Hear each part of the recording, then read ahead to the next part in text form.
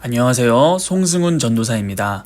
오늘 읽을 본문은 마가복음 12장 41절로 44절과 고린도 후서 9장 7절입니다.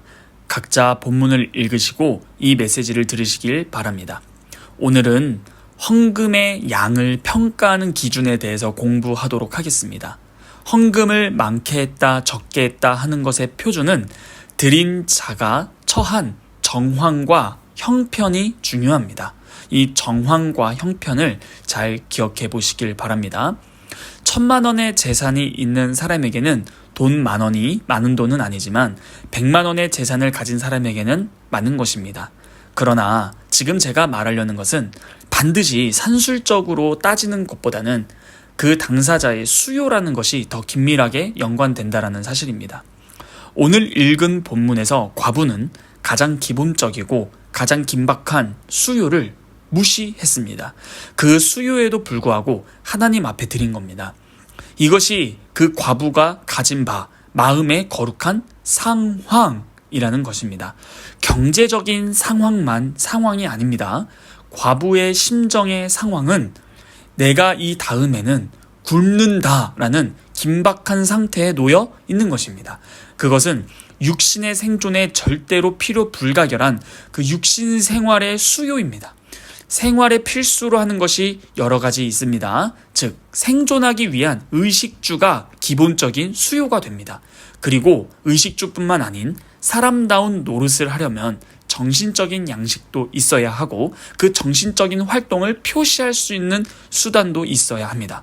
정말 쉽게 말해서 내가 만약 친구를 만나면 인사하고 그를 대접하고 싶고 또 명절이 다가오면 가족이든지 내가 존경하거나 사랑하는 누군가에게 선물을 하고 싶어 하는 것도 사람으로서 자기의 정신적인 생활에 구체적인 표시인 까닭에 그러한 대접과 선물을 하고 싶으면 그것을 할 만한 능력이 내게 있어야 합니다.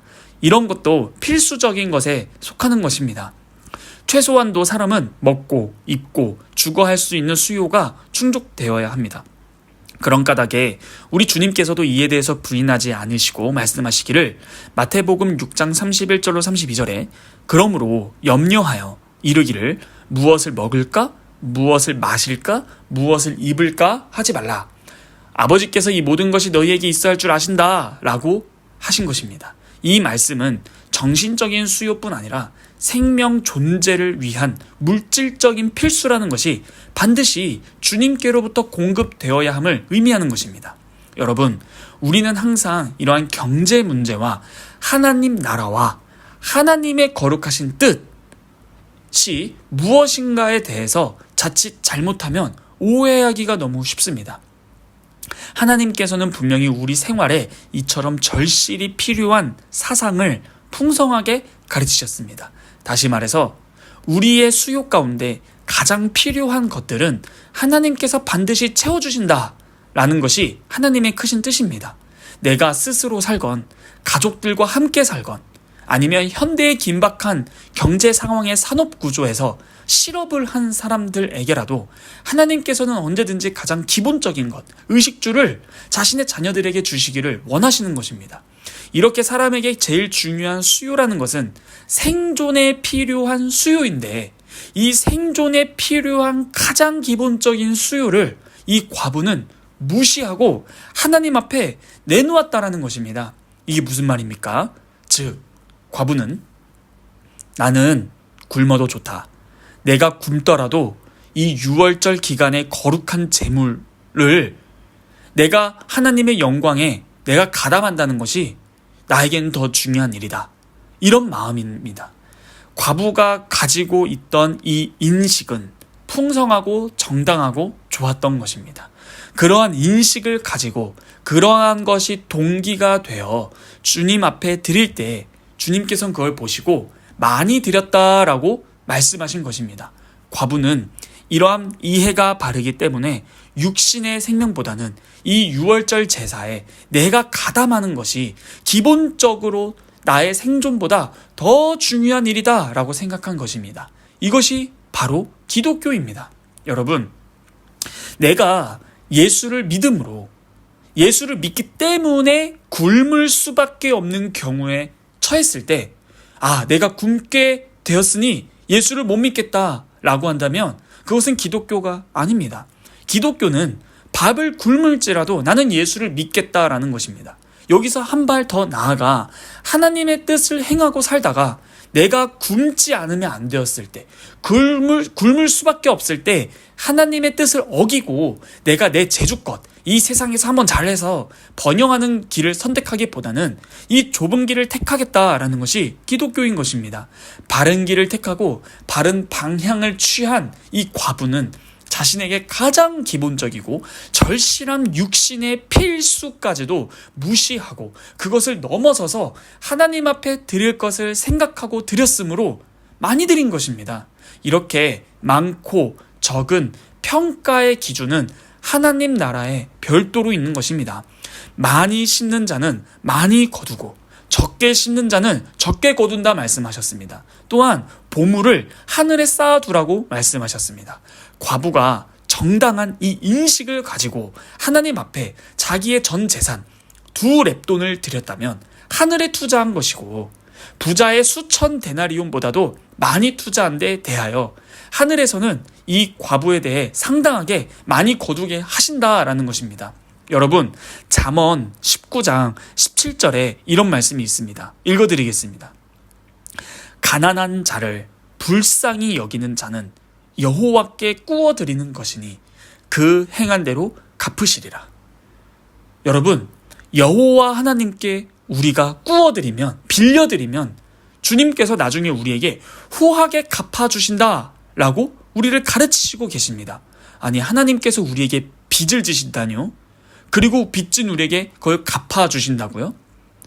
하물며 이 과부처럼 극한의 가난과 극한의 어려움 속에 있는 이 과부가 무슨 행동을 했냐 하니, 자기의 가장 기묘한 수요를 하나님 앞에 드리겠다는 정도까지 갔다면 이건 더 말할 것이 없는 것입니다.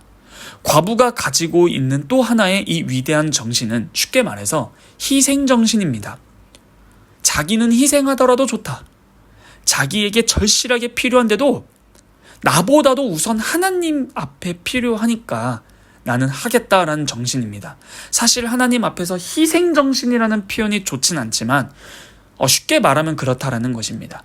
과부에겐 자기에게 간절히 필요하다고 할지라도 그보다 더 긴박한 사실이 있다는 것을 인식할 만한 해안이라는 게 있었고 깨달음이 있었던 것이에요.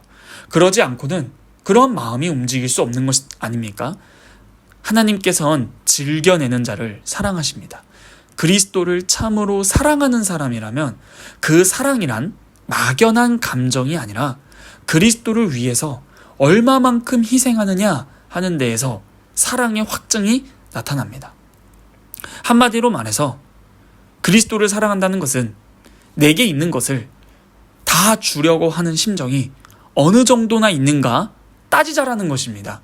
그것이 구체적으로 헌금으로 표시되는 것입니다. 주님의 나라의 영광을 위하여 쓰기를 원하는 마음의 동기가 나타나는 것입니다. 이러한 점을 생각하고 우리는 항상 우리 마음을 스스로 돌아보아 자기를 성찰해야 하며 주의해야 합니다.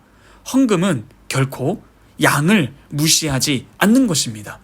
헌금을 드리는 전체의 모든 조건에 따라 그 양이 결정됩니다.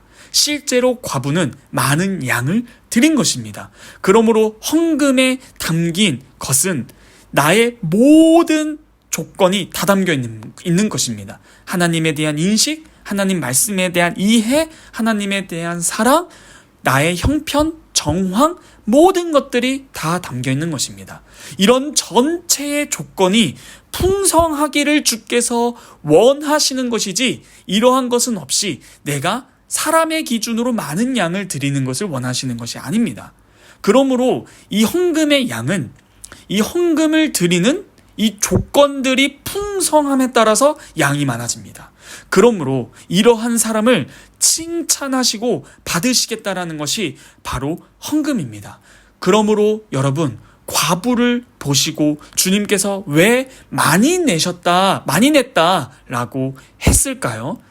과연 진짜 과부의 돈만 보셨을까요? 아니면 그 과부의 상황과 정황이 어떠한지를 다 아신 주님, 과부의 상황을 아시는 주님께서 그 과부가 전 재산을 드린 그 마음의 중심, 나는 굶고 죽더라도 주님을 사랑하기 때문에 나의 필요보다 주님의 필요가 내 삶에 더 앞선다라는 그것을 보신 것 아니겠습니까?